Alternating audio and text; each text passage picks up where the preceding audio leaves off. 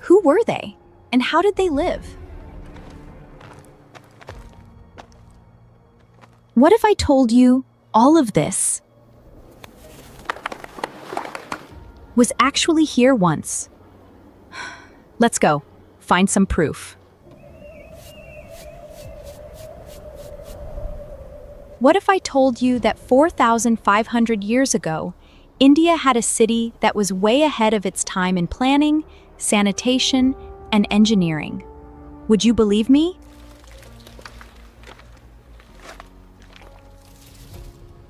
To be honest, I didn't believe it at first either. That's why we're not just here to see Mohenjo-daro today. We're here to find the evidence.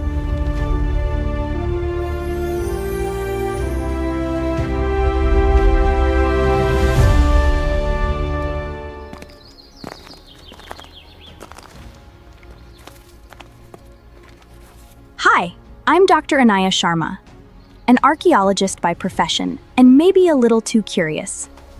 People call these ruins. To me, they feel like unfinished stories.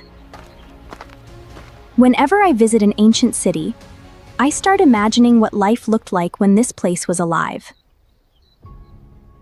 If archaeology shows us the bricks, then imagination shows us the life between those bricks. So let's go.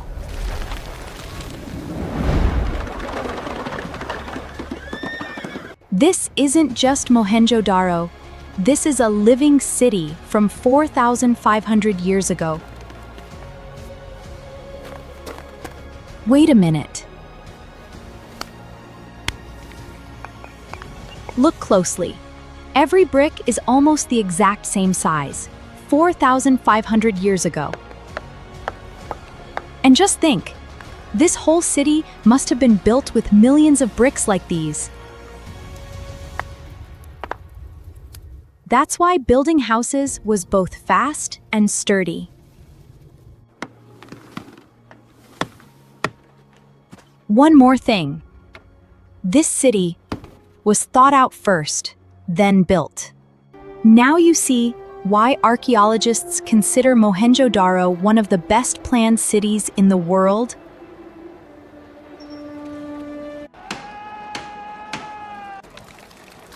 Now, this wasn't just a city of bricks. It was a city pulsing with people's lives. The most beautiful part wasn't the city's walls, but its people. Every alley was telling a new story. Ever thought that even 4,500 years ago, childhood probably wasn't that different? Every alley was telling a new story. Everyone is heading in the same direction. Let's follow them. Looks like the whole city is going to the same place today.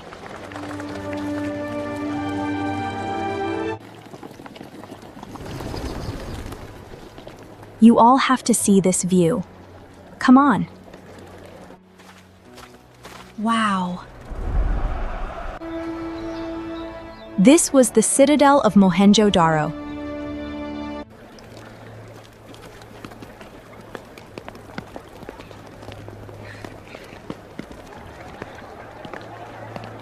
This is the soul of this city, a sacred and important place.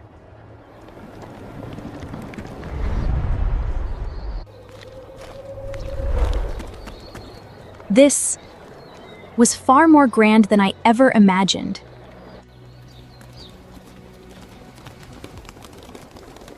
This wasn't just a section built on high ground, it was the beating heart of Mohenjo-daro. This is probably where the city's most important decisions were made, and where the administration of Mohenjo-daro was run from. Oh my God. We often see Mohenjo-daro just as ruins, but I was seeing it alive right before my eyes. A city that was centuries ahead of its time. And think about it, when many parts of the world weren't even villages yet, such a magnificent city had already been established here. Honestly, I don't even feel like going back down. But it looks like Leela has a lot more to show me. Wow. This was probably the most famous spot in Mohenjo-daro, the Great Bath. It's so beautiful. It's mind-blowing to think of such perfect waterproof engineering 4,500 years ago. When many parts of the world lacked even basic planning, such advanced water management engineering existed here.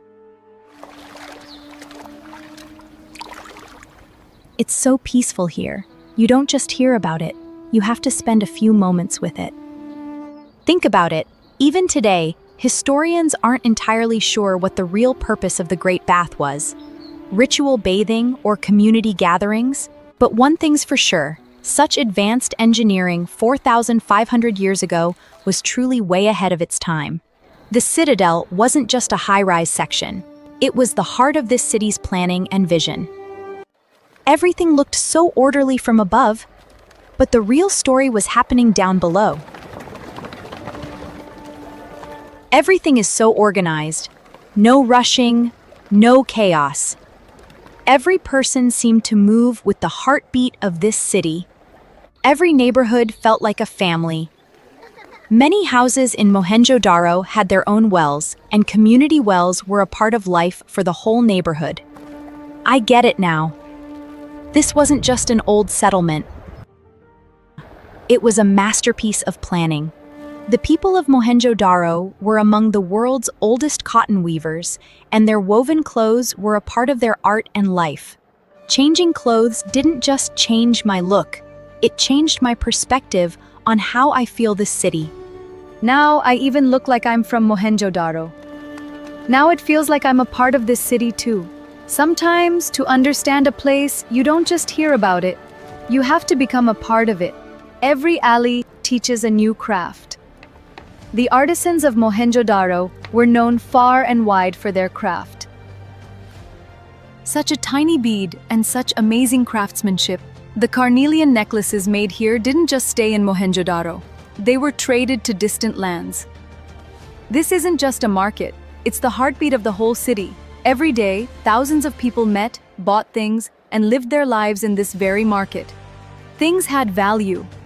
In those days, trade happened through the barter system, one item in exchange for another. Haggling and trade, everything was so systematic. Trust is essential for a successful market, and Mohenjo-daro used standard weights and seals for that. Everyday life is made of small joys like these. Simple, but so tasty. Wow! This isn't just this city, it's going elsewhere too. It wasn't limited to just nearby villages. Its goods reached distant lands. Life is happening in every corner. This wasn't just a city of buildings. It was a city of people. Looks like the day is starting to set. The city's day was also slowly coming to an end. Every journey has a beautiful conclusion, and my trip to Mohenjo-daro was now seeing its final evening. Bye, Leela. Some bonds are formed in just a few moments. Without saying a single word, Leela gave me her most precious memory.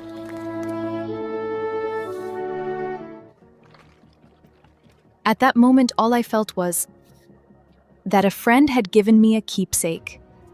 Sometimes, leaving a place is even harder than seeing it for the first time. Now, the final stop of my journey was by the city's riverbank. How beautiful! This must be where the city's breath came from. Everything was connected to this river. Trade wasn't just in the market, it was here by the river too.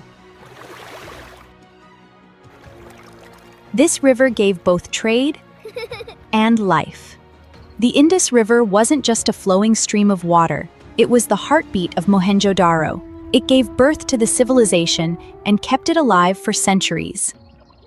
Some memories live longer than time itself.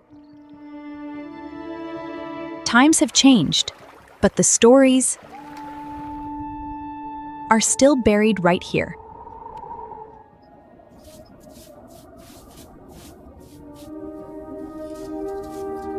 And then I realized, behind every relic, there's a life hidden. Leela, every relic found here was once a child's toy or someone's home.